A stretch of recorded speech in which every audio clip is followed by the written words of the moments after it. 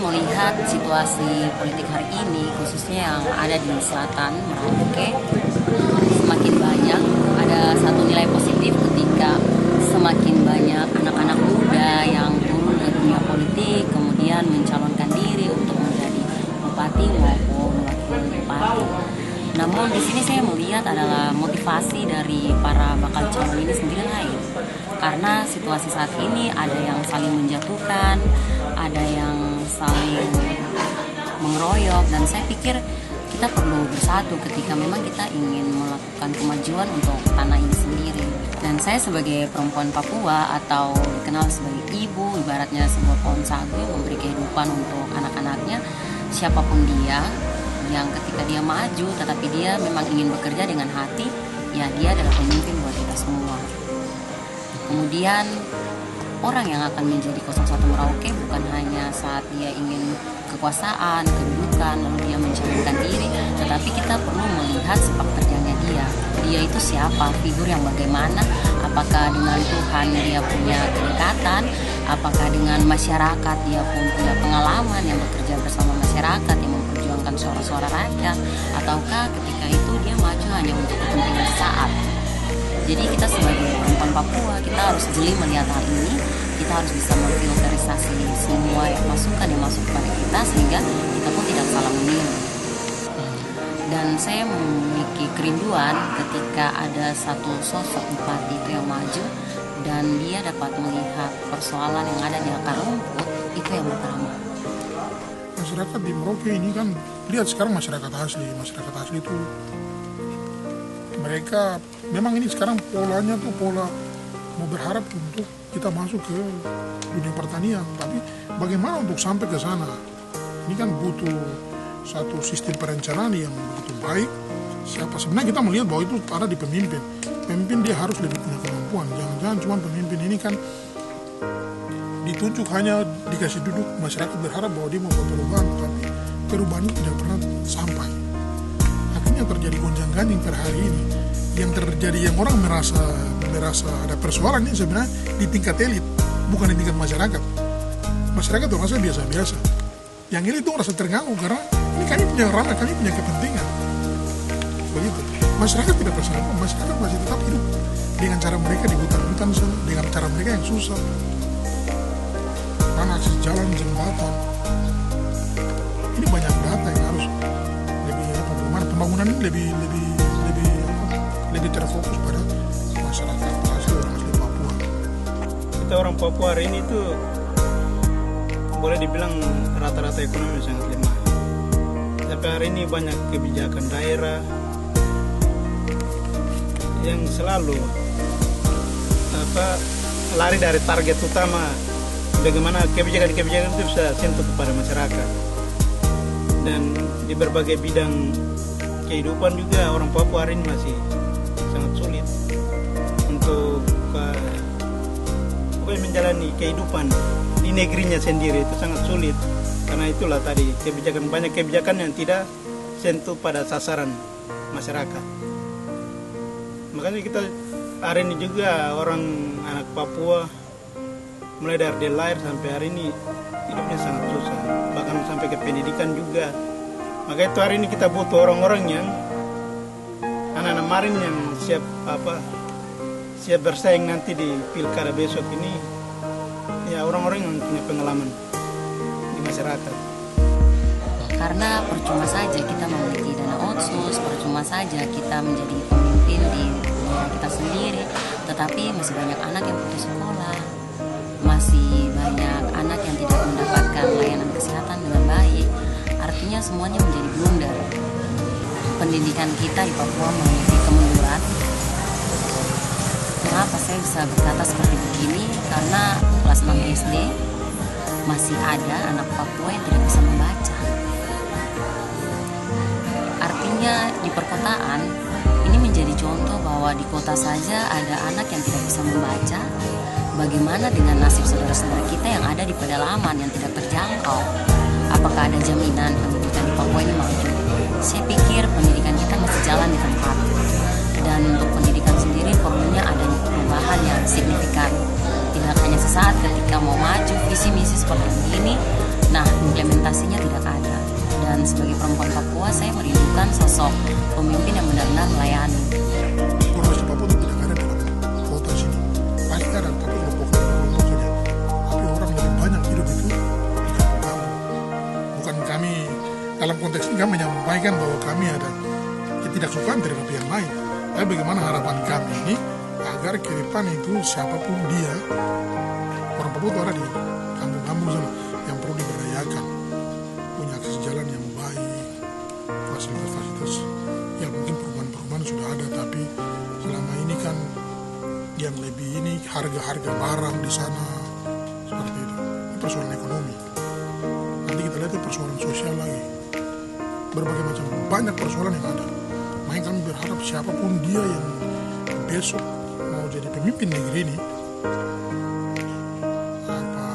harus punya prinsip bahwa negeri ini harus dibangun dengan kau punya cara.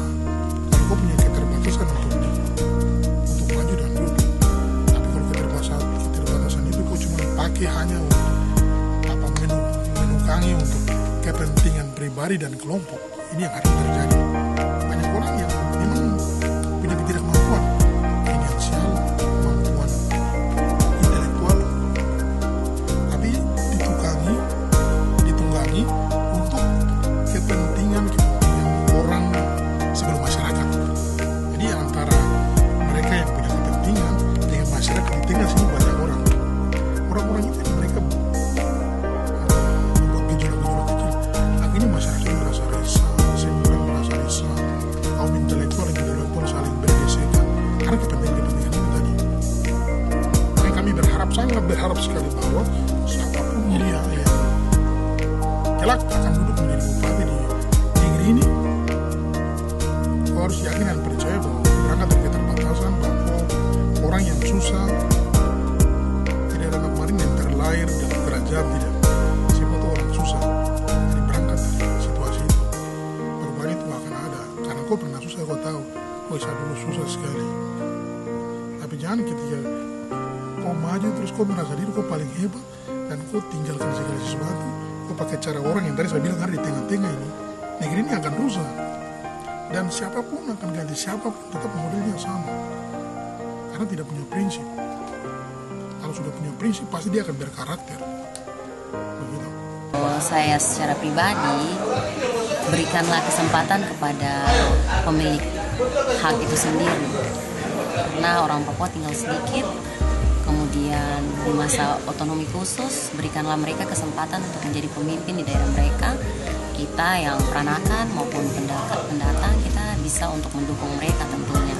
Dalam hal ini konteks politiknya ya siapapun dia mau maju, dia peranakan ataupun dia pendatang ataupun dia asli Papua, yang penting bagi saya adalah jangan saling menjatuhkan, semua itu bisa dibicarakan dengan baik-baik.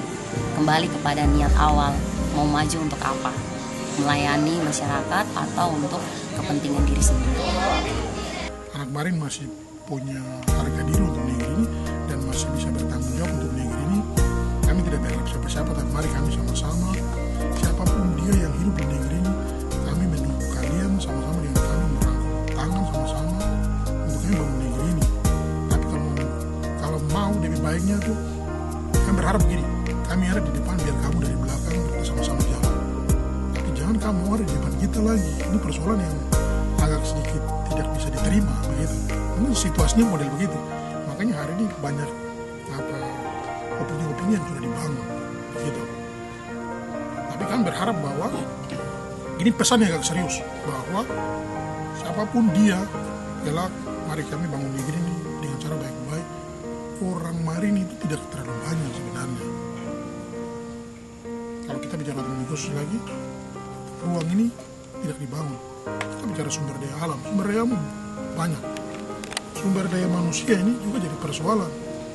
Kadang kalau ada yang sudah naik duduk, dia cuma bangun kelompoknya saja, sukunya saja, orang-orang ini saja karena dekat dengan saya.